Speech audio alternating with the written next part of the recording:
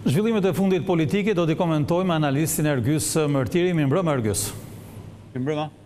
Atëherë Ergjys, do ta nisë bisedën me lajmin e pasdites me paraqitjen e zotit Basha në SPAK. Besoni se kjo tregon që drejtësia më së fundi po lëviz për një nga dosjet më të bujshme të viteve të fundit, pikërisht vrasjen e protestuesve në 11 janar 2011?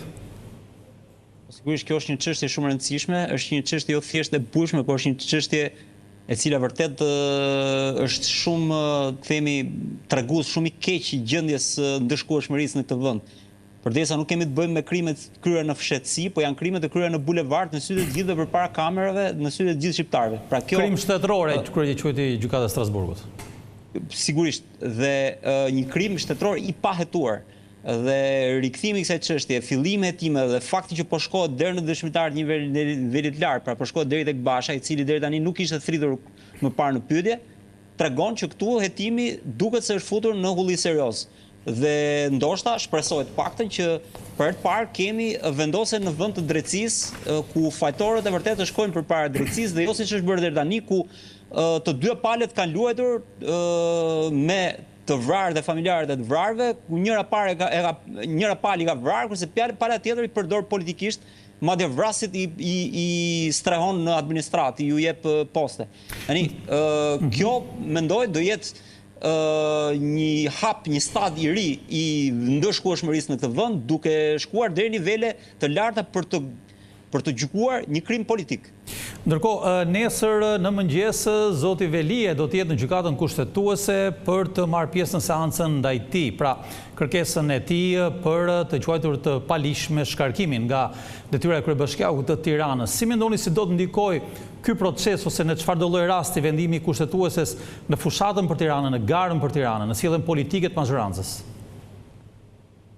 Unë mendoj që gjykata do të tregohet e arsyeshme dhe nuk do të pengoj procesin e zgjedhjes. Procesi ka nisur.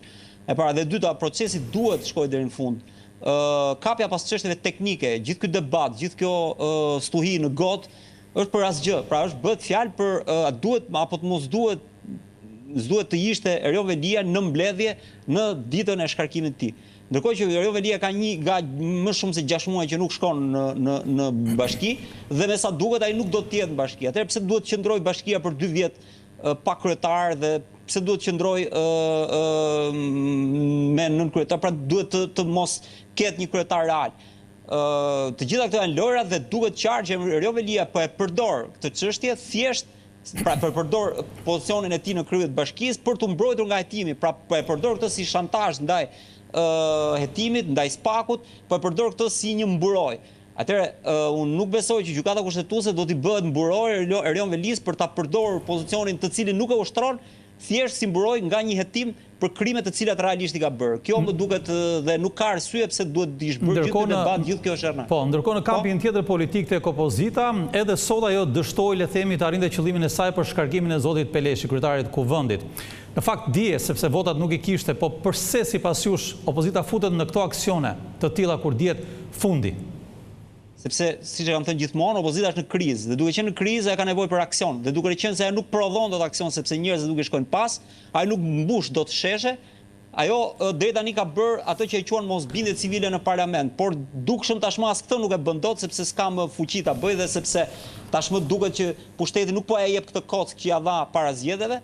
Ajo do hyn në sherr, hyn në konflikt me gjëra pa vlerë, siç është fillim e nisi konflikt me Diellën, pastaj konflikt me Niko Peleshin, pastaj konflikt me Presidentin e Republikës për çështjen e dekretit pa vlerë dhe vetëm betejën e saj serioze me Edi Ramën dhe në fakt betejën e saj për kredibilitet politik në sytë e shqiptarëve për të fituar besueshmërinë e shqiptarëve, vetëm këtë nuk e bën, sepse që ta bëj këtë ajo duhet të pastrojë vetveten, duhet të reformohet, duhet të largojë figurat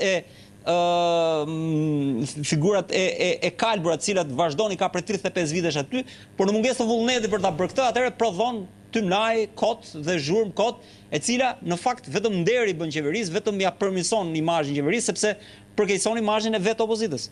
Ergjys, faleminderit për komentet. Falenderoj unë. Ecë më tej.